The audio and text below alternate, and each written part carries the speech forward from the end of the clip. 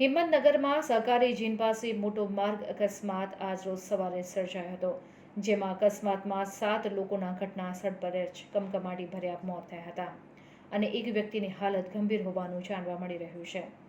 Innova car ટ્રેલરની પાછળ ધડાકાભેર અથડાતા 7 લોકોના ઘટના સ્થળ પર જ મોત થયા હતા, જેમાં એકની હાલત ગંભીર છે.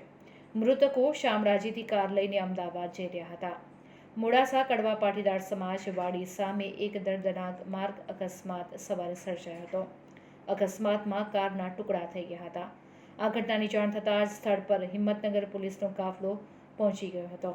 તમામ મૃતકો અમદાવાદના રહેવાસી હતા. અકસ્માત એટલો ગંભીર હતો કે ફાયર વિભાગે કારને કાપીને મૃતદેહોને બહાર કાઢ્યા હતા.